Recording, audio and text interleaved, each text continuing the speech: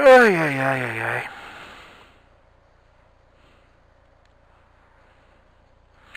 Mas, gente, vamos pra casa.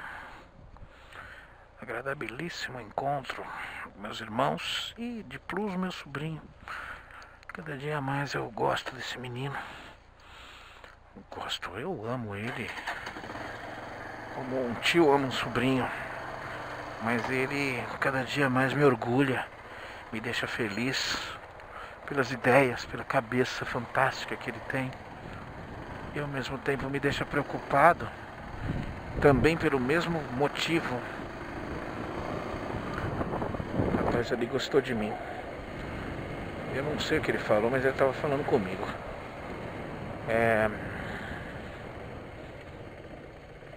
Porque ele é um menino de 18 anos que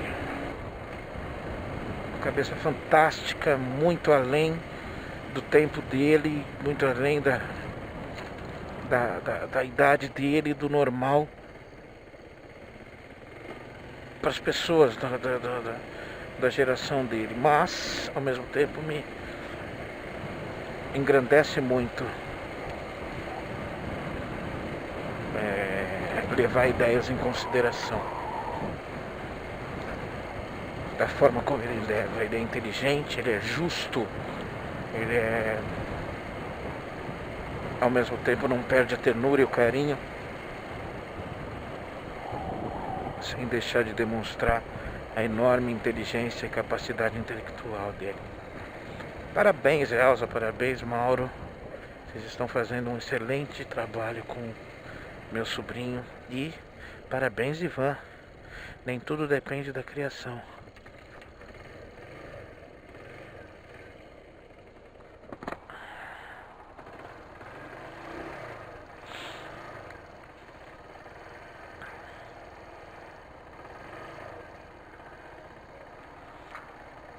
Depende da sua percepção também.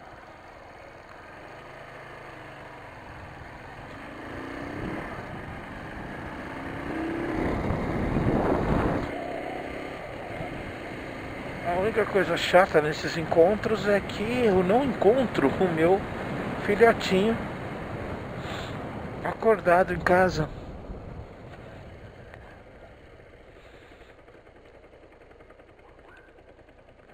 Porque o papo é bom, né?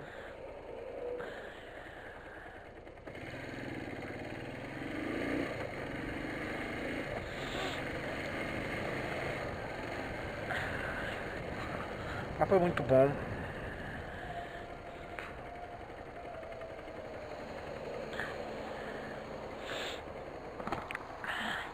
Uma vez nós viemos no aniversário da minha mãe, nós demos um almoço pra ela aqui.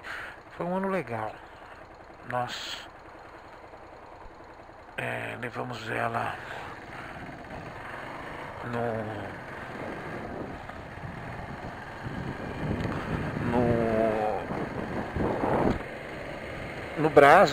no Paris, né? Lojas bacanas ali que tem, de roupas boas.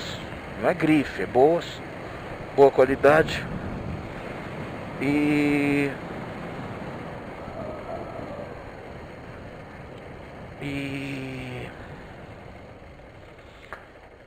ela escolheu roupas, eu e o Mauro rachamos pra dar um presente pra ela. Que pariu, eu quero ver. Consegui.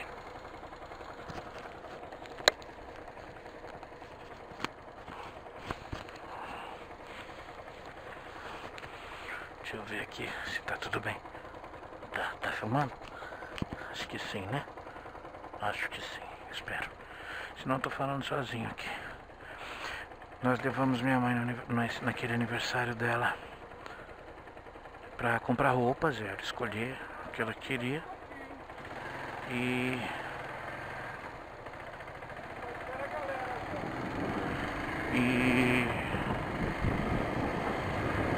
E depois nós trouxemos ela aqui na churrascaria. Ela adora churrascaria. E nós viemos nessa aqui. Foi bem bom aquele dia, bem bacana. Das raras ocasiões em que eu estava tranquilo para poder ajudar também. foi bom participar em igualdade com o Mauro. Não disputo nada com o Mauro, não, vou deixar isso muito claro. Mas foi bom não depender, né? Foi bom também. Tenho certeza que ele também se orgulhou de mim. Poxa, que bom, o Marco tá bem. Tenho certeza disso.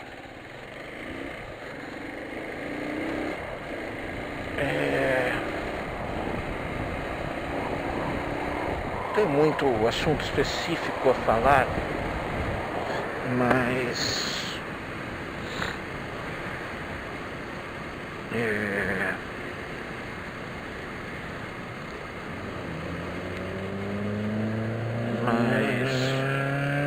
Ai, Velozes e Furiosos. Você sabe que o Civic lá fora é um carro popular, né? Nós aqui temos o Civic, um dos carros mais sofisticados do Brasil, né? Mas lá fora, Estados Unidos e Japão, ele é um carro popular. Tem muito Civic antigo que eles usam para tunar, porque é baratinho, né? Não faz gracinha não, cara. Deixa o cara terminar a curva todinha, depois você vai embora. O que ele tá levando aqui? Renault? Toyota. Etios. Ao que parece são Etios. Prontinho, estou na marginal. Livre, leve e solto. Mas aqui é só 60 por hora, hein? E eu acho que eu não posso ir ali, né? Acho que eu tenho que ficar aqui a partir das 10 da noite, né? Ou não.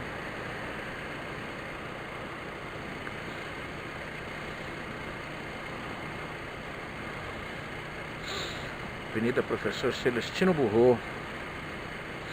Isso aqui é o Estadão, o prédio do Estadão.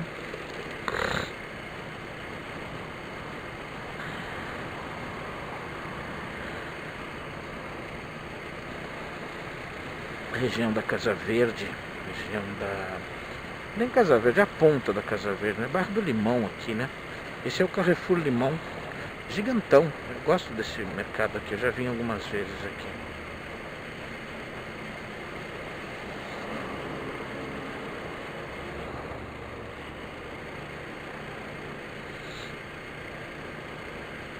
Das 22 às 5, Já são 22 ou tá perto dela? Não vou arriscar, né? Então, só aqui.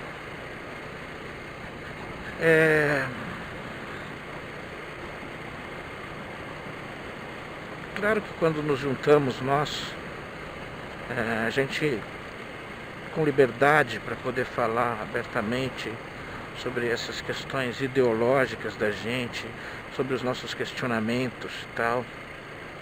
E me veio uma coisa na cabeça que eu tenho pensado há um tempo, que é essa questão do que é da maioria, né? Do costume da maioria ser uma questão comportamental mais lenta de se desenvolver, mas se desenvolve.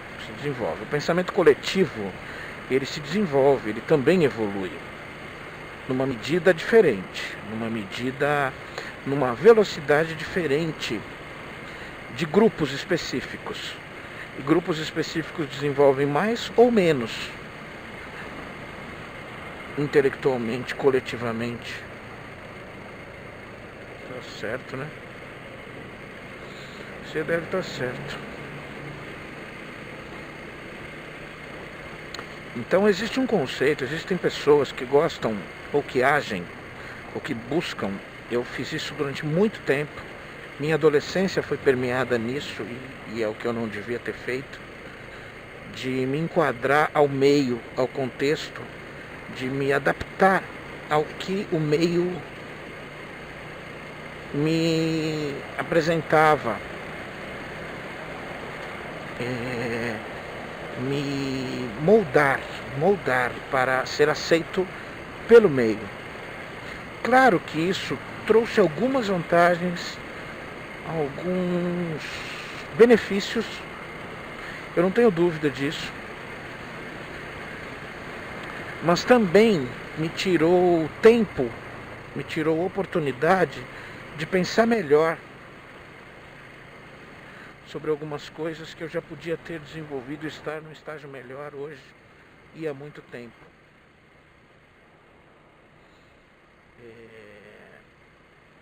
Porque existe uma coisa, um conceito de que se a maioria faz é porque está certo. E, por favor, nunca foi tão claro para mim o erro da frase a voz do povo é a voz de Deus. Embora no cerne no âmago, na alma dessa afirmação, ela esteja completamente correta. Correta no sentido científico, mas no sentido ético, ela é um erro gravíssimo. Usa-se a voz do povo como a voz da autoridade máxima para aquele grupo, e porque isso é aceito por todos e acaba ficando incontestável. E no fundo, as grandes pessoas são aquelas que têm capacidade de duvidar, de contestar, de pedir uma explicação maior e de não aceitar a explicação simples da grande maioria. Mas, explicando o outro lado, sim, sem dúvida alguma, a voz do povo é a voz de Deus, principalmente do Deus cristão ou do Deus abraônico.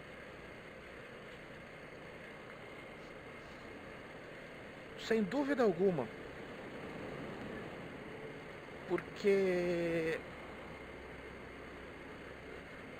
tem muitas injustiças nessa voz do povo, e o Deus abraônico traz uma grande quantidade de injustiças.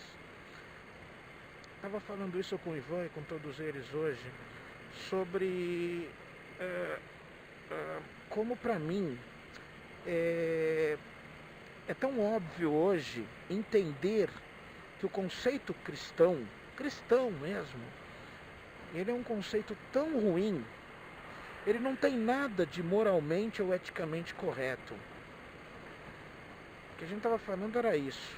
Mas o mau entendimento dele faz com que as pessoas, com esse ensinamento cristão, ajam melhor, sejam melhores umas com as outras. É incrível isso, é incrível. Não há a menor possibilidade de eu aceitar uma teoria de que a divindade criadora máxima, onipotente, onipresente, que ela permita um sofrimento sequer próximo, sequer de um mínimo percentual do que essa história conta, e aceitar esse sacrifício, esse sofrimento, em prol da remissão do pecado dos outros. Isso é desumano, isso é cruel, isso não traz um ensinamento de bondade, de amor. Isso não traz.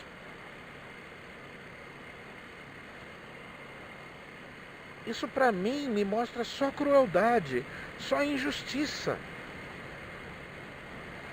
Eu entendo que a civilização já tem capacidade de entender que essa mensagem ela é errada, que essa mensagem é incorreta.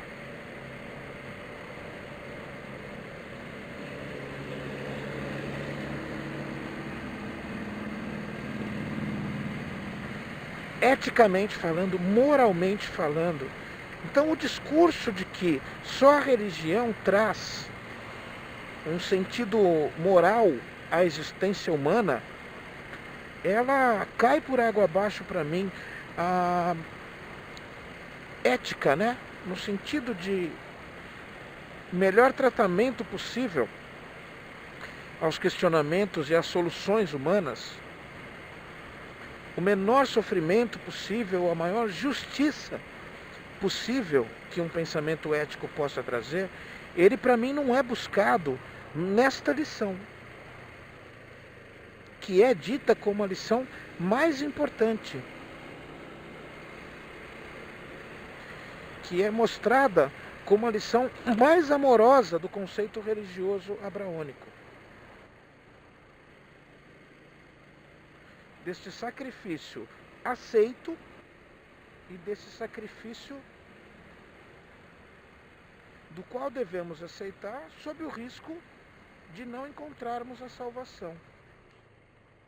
E a salvação, ela puramente quer dizer uma coisa: ou existe a salvação, que é o paraíso, ou não existe a salvação, que é o inferno. E claro que o católico conseguiu um jeitinho, e isso é pura e simplesmente um jeitinho, chamado purgatório, que é um lugarzinho onde se depura lá um pouquinho antes de ir para o céu. Aquele cara que não foi tão malzinho assim, né? A ponto de merecer o fogo eterno. Mas ninguém nunca falou sobre isso.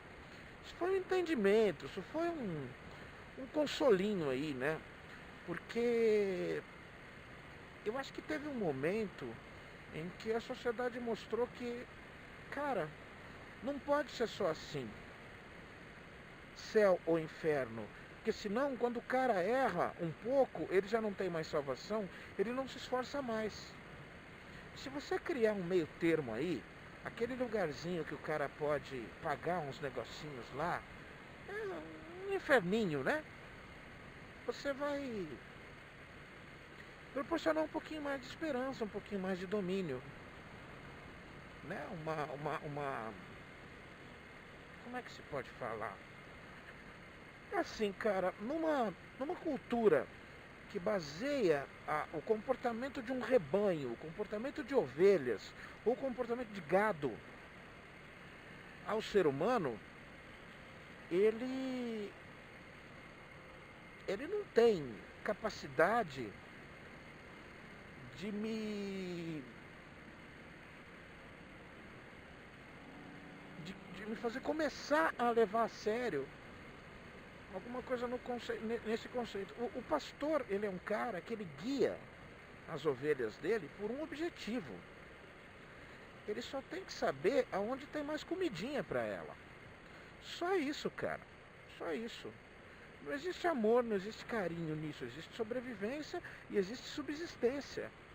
Essa figura do pastor de ovelhas, essa figura do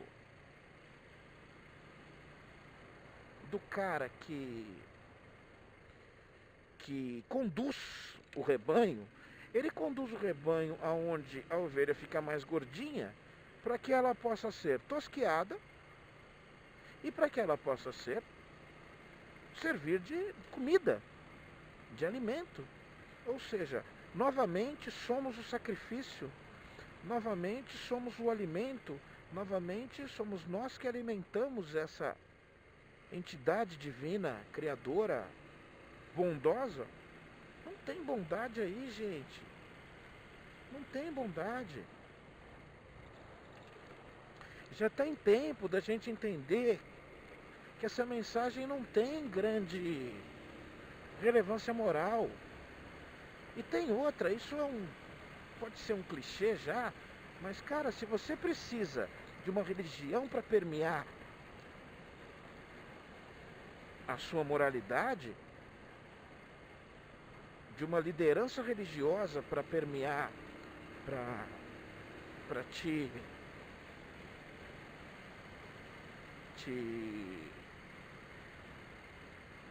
como é que você pode dizer, para te guiar por uma suposta linha correta, você é um robô, você é uma ovelha mesmo. Você não tem a menor capacidade de pensar por você. E aí eu volto no começo dessa conversa aqui.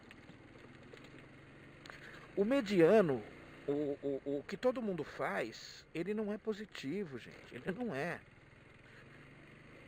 Vai pelos outros ou se encaixa nos outros, isso não é positivo. A maioria é medíocre. A maioria é medíocre. A maioria medíocre é levada e ensinada por uma minoria privilegiada. privilegiada porque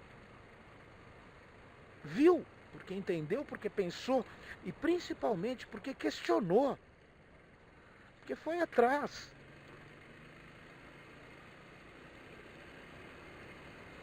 E quanto mais você vai atrás, mais você se decepciona.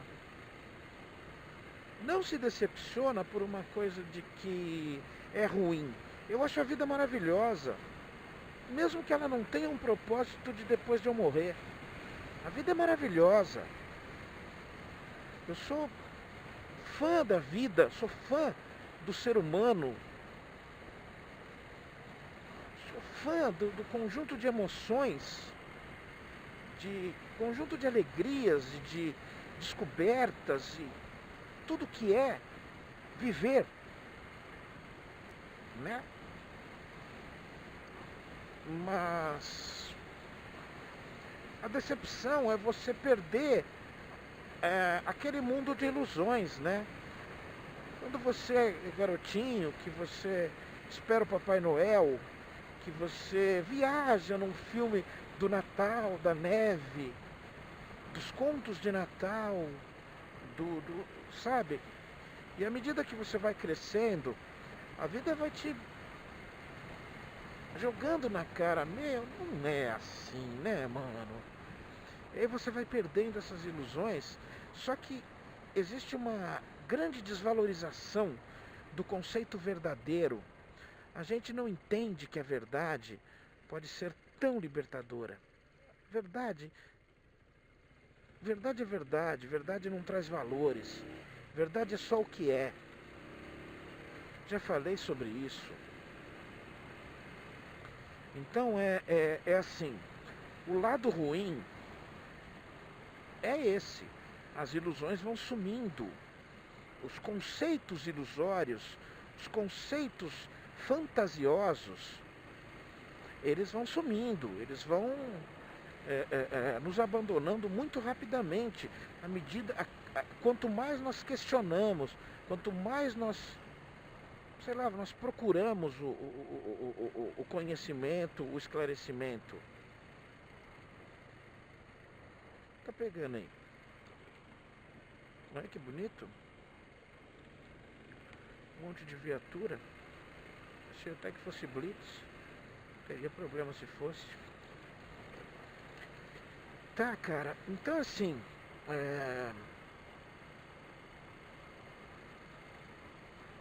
a gente pode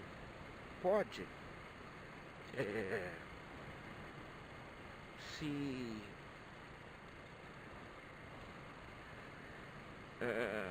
alimentar a nossa vida e nossos valores e justificar os nossos valores. Isso é muito importante. Agora acho que eu cheguei num ponto bacana de uma mensagem talvez útil. Muitas vezes, cara, você é um cara que tem valores fantásticos de honestidade, dignidade, de respeito ao próximo. E muitas vezes você justifica isso com os preceitos religiosos. Sabe o que você está fazendo? Você está usando uma coisa que já tem em você. Você está usando artifícios que te interessam para justificar aquilo que já existe, que já é. Por vários outros motivos. Mas no fundo, não foi a religião quem te deu esses valores. Foi você mesmo que os adquiriu. Foi você mesmo que foi se convencendo de que era melhor desenvolver esses valores. De que é melhor, que a vida é melhor assim, que você se sente melhor assim.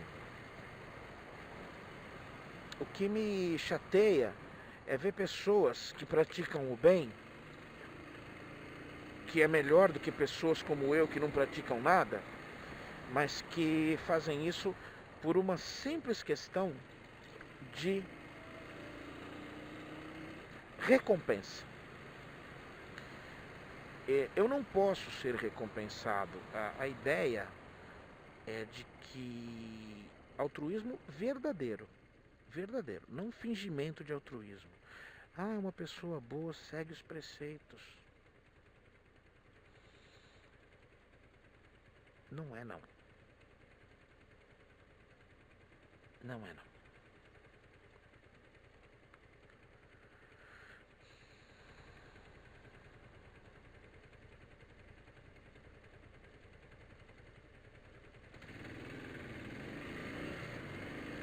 E é por isso que muitas vezes eu tenho essa minha enorme admiração por ateus e agnósticos que fazem o bem. Porque isto é indubitavelmente, não há argumento, é um fato consumado, real, geral. Não há argumento contra o fato de que isso é altruísmo verdadeiro. Esse cara não acredita numa recompensa depois. Não acredita em morar no paraíso sem fazer nada. Em ruminar na eternidade. Porque o que estão te oferecendo é ruminar na eternidade, cara. Se você não entendeu a ideia do paraíso, a ideia do Éden, a ideia do céu que te passaram, ela é essa, tá? Como é que você vai viver a eternidade num lugar onde você não tem que fazer nada, onde não há sofrimento, onde você, na verdade, você está morto? Se te tirarem a intelectualidade, se te tirarem a capacidade em qualquer ideia que te passarem, se for passado que o maior dom, o maior bem, o maior valor que você tem, que é a sua capacidade de evoluir intelectualmente, esse é o seu maior valor. Se alguma suposta religião te oferece alguma coisa que não te permita a continuidade desse desenvolvimento, não aceite. Não aceite. Não estão te oferecendo a salvação eterna. Estão te oferecendo a lobotomia eterna. Estão te oferecendo a extração cerebral para a eternidade. Então prefira não existir. Prefira negar essa salvação. Garanto para você que com essa concepção sua vida vai ser muito mais feliz. E eu não tenho fórmula da felicidade para te dar. Felicidade é uma coisa extremamente relativa, é uma ideia extremamente pessoal e tem entendimentos vários que podem não coincidir jamais. Algumas pessoas tentam padronizar conceitos de felicidade, mas é impossível, cara. Garanto pra você que é impossível.